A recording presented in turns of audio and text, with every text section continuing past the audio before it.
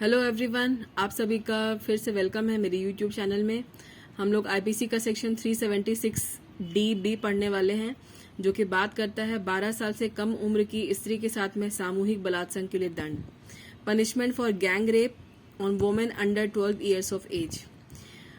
इसके कुछ 2-3 सेक्शन पहले भी मैं ये बात बता चुकी हूँ। 12 साल से कम उम्र की लड़की के साथ में ये गैंग रेप है, और एक सेक्शन और है जिसमें ये बात है कि 12 साल से कम उम्र की लड़की के साथ में बलात्संग। तो ये मैंने आपको वहाँ पे आसिफा गैंग रेप केस का डिस्कशन किया था, तो ये सेक्शन भी उसी केस से आया है, 2018 से ही इसको भी जोड़ा गया है। और महिलाओं से संबंधित जितने भी अपराध हैं और उनमें जो भी अमेंडमेंट हुए हैं, ये आपको हर हाल में याद रखना होगा। और क्योंकि एग्जाम में प्री में इससे एक क्वेश्चन तो रहना ही रहना है, और 2 भी रह सकता है। तो बात करते हैं हम लोग कि यहाँ पर भी कॉमन इंटेंशन वाली ही, यानी जॉइंट लायबिलिटी का जो प्रिंसिपल है वही अप्लाई होगा कि कुछ ग्रुप के लोग हैं या फिर कुछ लोग हैं जो कि साथ में अपने एक ही इंटेंशन को अंजाम देने के पर्पस से जाते हैं। यानी कि मान लेते हैं कि एक ग्रुप में 12 लोग हैं और वो किसी 12 साल से कम उम्र की लड़की के साथ में उनका इंटेंशन है कि वो जाएंगे और उसके साथ में रेप करेंगे। अब ये जरूरी नहीं है कि वो 12 के 12 ही रेप करें, हो सकता है कि उनमें से 10 लोग ही रेप करें और 2 ना करें। तो वहां पर वो 2 लोग इस बात का बचाव नहीं लेंगे कि हमने कुछ नहीं किया है, क्योंकि जॉइंट लायबिलिटी का प्रिंसिपल यही बात कहता है कि अगर आपका इंटेंशन सेम है, आपका प्री अरेंज प्लान है और आप जो है वहां पर मौजूद हैं, आप उस स्पॉट पर मौजूद हैं, क्योंकि जो जिस उद्देश्य की और आशय की वहां पूर्ति होने वाली थी वो आपका भी उद्देश्य था, भले ही आपने उसमें पार्टिसिपेट ना किया हो, लेकिन आप इसी वजह से गए थे, तो आपको भी वही सजा मिलेगी जो एक कर्ता को मिलेगी इस काम को करने पे। तो ग्रुप के जो भी लोग होंगे, चाहे वो बलात्कार करें या ना करें, उन सबको, जो लोग बलात्कार नहीं कर रहे हैं उनको भी सजा मिलनी, और जो कर रहे हैं वो तो करेंगे ही, उनको तो मिलेगी सजा।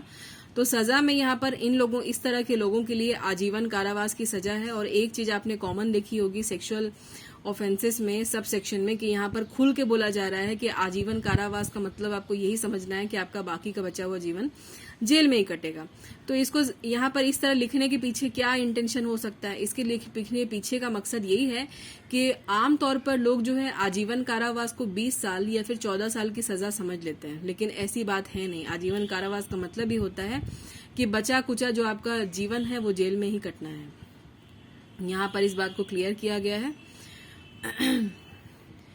और मृत्यु दंड और जुर्माने से भी उसको दंडित किया जाएगा। अब यहाँ पर ऑफेंसेस पर डिपेंड करता है कि क्राइम कितना हीनियस है, किस तरीके का ऑफेंस हुआ है। अब निर्भया रेप केस वाला जिस तरीके की वहां पर घटना हुई थी, तो वहां पर तो रेयरेस्ट ऑफ रेयर केस वाली बात है। आपको मृत्यु दंड के मामले में ये तो पहले से ही पता होगा कि मृत्यु दंड रेयरेस्ट ऑफ रेयर केस में ही दिए जाते हैं। तो अगर इस तरह की सिचुएशन बनती है इस तरह के गैंगरेप वाले केसेस में, तो मृत्यु दंड मिलना ही है और जुर्माना भी लगना है।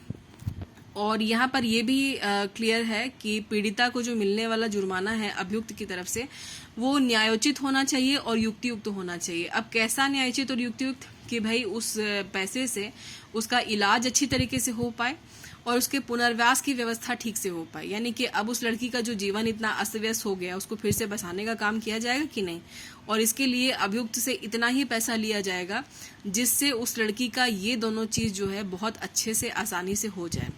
और एक और बात यहाँ पे क्लियर की गई है, हर सेक्सुअल ऑफेंसेस में ये बात आपको मिलेगी कि जुर्माने की जो रकम है वो रेप की जो पीड़िता है उसको ही दी जाएगी। अब कुछ इम्पोर्टेंट बात ये भी है कि मृत्यु दंड के मामले में जब इस तरह का, मतलब भारत में भी इस तरह की आवाजें उठी कि लैटिन अमेरिका में, ऑस्ट्रेलिया में मृत्यु दंड को समाप्त कर दिया गया है, तो भारत में भी समाप्त कर दिया जाना चाहिए। लेकिन सुप्रीम कोर्ट ने इस बात को, इस तर्क को सिरे से खारिज कर दिया और कहा कि यहाँ भारत में इस तरह की कोई संभावना नहीं बनती है कि मृत्यु दंड को समाप्त कर देना चाहिए। ऑस्ट्रेलिया में और लैटिन अमेरिका की परिस्थितियां में भारत की परिस्थितियों में बहुत फर्क है, वहां की परिस्थितियां भारत की जैसी नहीं है, तो यहाँ पर मृत्यु दंड को समाप्त कर देना संभव नहीं है।